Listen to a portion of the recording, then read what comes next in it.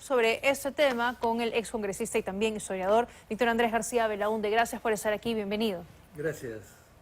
Muy amable. A ver, ¿le ha parecido oportuno el viaje de la presidenta? Yo creo que tenía que hacerlo, ¿no? Yo creo que tenía que hacerlo. Además, ha estado tanto tiempo fuera. Por suerte ha leído un discurso que seguramente se lo ha preparado la Cancillería porque ella no conoce muy bien el problema. Pero lo que hay que hacer también es reforzar la Cancillería en temas que son complicados y que se supone que ya habían pasado y por tanto no lo conocían. Y después reforzar la presencia del Estado y la presencia militar, ¿no? Quizás mejorar alguna base aérea, alguna base naval, algunas embarcaciones nuestras, buques que pueden estar allí, en fin. Esto significa que hay que reforzar la presencia civil y militar en la zona. De acuerdo. Eso es evidente, ¿no? Y Balkan Verdades, esto dentro de todo ha servido para poner en el mapa esta zona del país que está completamente abandonada, ¿no? Claro, y creyeron que creando el distrito de Santa Rosa la iban a mejorar cuando fue inoportuno. En realidad no se puede crear un distrito porque necesita recursos. Porque, o sea, el que no es distrito no tiene recursos, es una cosa absurda, ¿no? 2 meses antes de este incidente, cuando ya se sabía que había una serie de problemas antes, ¿no? Y que se habían... Además, el representante de Petro hace 2 años que estuvo en Leticia, que dijo exactamente lo mismo. Entonces, con todo eso, no entiendo por qué provocar a Colombia, o no Colombia, a Petro, para que se pueda usar esta excusa para poder decir lo que ha dicho, ¿no? Claro. Bueno, hoy la presidenta ha llegado y ha dicho... La isla de Chinería, el distrito de Santa Rosa es tan peruano como La Papa y Machu Picchu, o sea que no le quede dudas a nadie. Está bien, ya está creado, pero lo que la Cancillería siempre ha dicho es que tú no puedes usar los distritos para fijar fronteras, ¿no?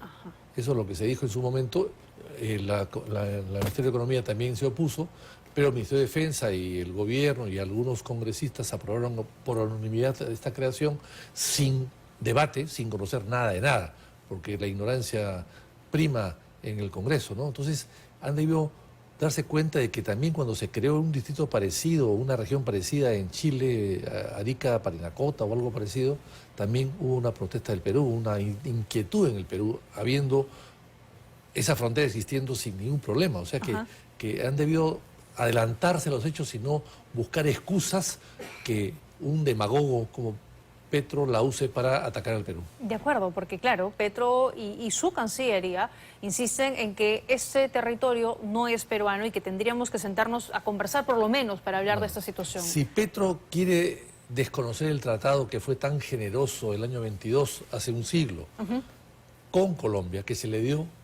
todo lo que Colombia quería, la salida al Amazonas, que estaban deseosos ellos de salir al Amazonas, si ellos quieren desconocer ese tratado, entonces volvamos a empezar. ¿Y eso qué significa? Que el Perú va a recuperar el trapecio amazónico con Leticia y recuperaría también los territorios que van entre el río Putumayo y el río Caquetá, porque el Perú poseía Caquetá antes de ese protocolo. Perú se dio muchísimo en aquella oportunidad. Muchísimo. ¿No? Acá tengo un plano que se ve perfectamente bien. Es un plano colombiano, no peruano, colombiano, del año 1905. Y acá se ve cómo se dice... Lo tenemos, ¿no? Sí, para irlo poniendo, si no nos vaya contando. Sí, ese es el que está... Ya, ese allá. Ese plano es muy bueno porque ahí se ve, en la parte aérea, dice territorio que han ocupado los peruanos, dice acá, en el centro de esa en el territorio que han ocupado los peruanos. O sea, y la parte de arriba es el río Caquetá, la parte de abajo es el río Putumayo. Toda esa zona que está de verde, toda esa zona se cedió a Colombia. Y era ocupado por el Perú. Ahí está, es un plano colombiano, no es un plano nuestro. Es un plano colombiano que dice territorios ocupados por el Perú. Entonces, la pregunta es, ¿por qué hemos desocupado un territorio sin disparar un solo tiro, sin perder una guerra, sin nada de nada? Pero eso quedó zanjado y se respetan los tratados. Exactamente. O sea, esa generosidad inmensa del Perú, ese desprendimiento y alegría inclusive que fue el presidente en ese momento, se le decía el Papá Noel. Entonces, con ese desprendimiento, la pregunta es, ¿por qué ahora reclaman una pequeña isla que tiene 10 kilómetros cuadrados, creo, y 2.000 o 3.000 habitantes, cuando el Perú le cedió esa franja inmensa de territorio, más lo que está a la derecha, en la punta de abajo, que está Leticia, que era una ciudad peruana con 17.000 peruanos que se enteraron de un día para otro que ya no eran peruanos, sino que eran colombianos y ellos no sabían nada, nunca se les consultó. Y eso creó un odio, un resentimiento de los loretanos hacia Lima, hacia el gobierno de Lima, y por supuesto hizo que después reaccionen años después y quieran recuperar la ciudad que habían perdido. Y eso creó un conflicto que se solucionó con el protocolo del año 34. De acuerdo. Y ahí con ese protocolo en el 34 quedó zanjado los límites. Y claro, a pesar de esto que perdimos y regalamos y fuimos generosos, bueno, durante 100 años por lo menos nunca hubo problema con Colombia. Hasta que llegó el señor Petro. Pero a ver, Petro, digamos, o Colombia, podría tener una duda legítima porque esta es una frontera cambiante, es un terreno fluvial. Si fuera así, ¿qué podrían hacer? Espéreme unos instantes, me voy a una rápida pausa y regresamos inmediato en 2025. Lo generoso que fue el Perú en aquella oportunidad en cederle ese territorio a Colombia, pero valgan verdades, guste o no, eso quedó zanjado finalmente en 1934. ¿Por qué Petro ahora salta con esta duda? Y claro, puede ser una duda legítima, decía, porque las fronteras en esta parte, en ese territorio son cambiantes, pero no es la manera. ¿Qué métodos tendría o qué podría hacer? Una pequeña aclaración, yo no soy historiador, soy un amante de la historia. O de la verdad histórica. Mire, gracias por la aclaración. Historiador, bueno, me llaman, me dicen... Pero es muy entendido de la historia. Soy un amante de la historia y un estudioso de la historia, pero no soy historiador necesariamente. Y quizás por eso tengo alguna libertad de decir cosas que los historiadores no quieren decir después. Cuéntenos entonces. ¿Por qué Petro? Bueno, porque está en campaña, porque tiene un problema interno muy grave, pero además hay que recordar que al cederle... este famoso trapecio amazónico que está acá, este es el último, este es el mapa del año, ese es el mapa siguiente, no sé si tienen ahí el mapa. Ahí está en la parte inferior, tiene el nombre para que nos pueda decir cuál es. El mapa de la carpeta, caja 2, carpeta 2, 12, ya. ¿No? Vamos a ponerlo ahorita para que nos vaya contando. Caja Ese es 2, el territorio que le cedió Perú. Ese es el territorio que le cede el Perú, y ahí se ve... que se le tiene Perú, y acá hay otro mapa también interesante, que es el mapa de 1927, ¿ya? 1927, que dice acá 1927, dice División Militar del Perú, mapa tomado de la... Ese es el primero, el que nos Ese es el primero. Ese mapa es muy interesante porque ahí se ve todo lo que se le cedió a Colombia, que es en la parte del centro. Lo que se ha marcado. Lo de arriba es el río Caquetá, que tenía Perú posesión, como hemos visto, y inclusive la Guerra de la Pedrera, que fue en 1911, fue detrás del Caquetá. O sea, esa zona, toda esa zona que tenía posesión, totalmente posesión del Perú.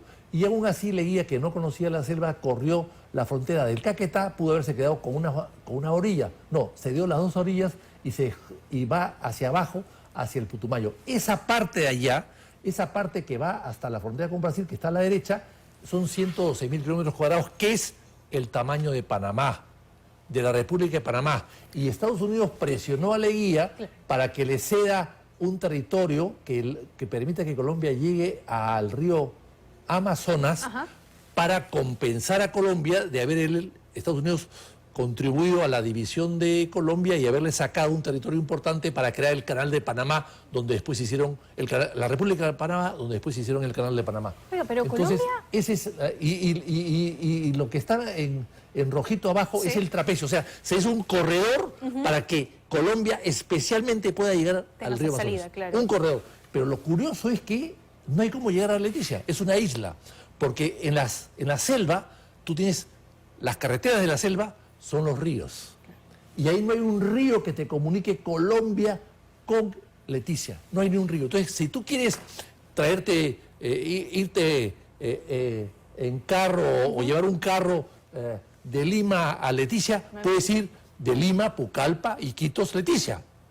Carretera y navegación. Pero si tú quieres llevar tu carro de Manaos, por ejemplo, a Leticia y ahí a Bogotá, no puedes, tienes que llevarlo a Leticia y Leticia se queda, porque no hay continuidad, tienes que subir un avión y sacarlo. O sea, todas las cosas del puerto de Leticia tienen que entrar y salir de avión, salvo que sean cosas que se consuman allí en Leticia. O sea que es un puerto pequeño, porque Colombia tiene acceso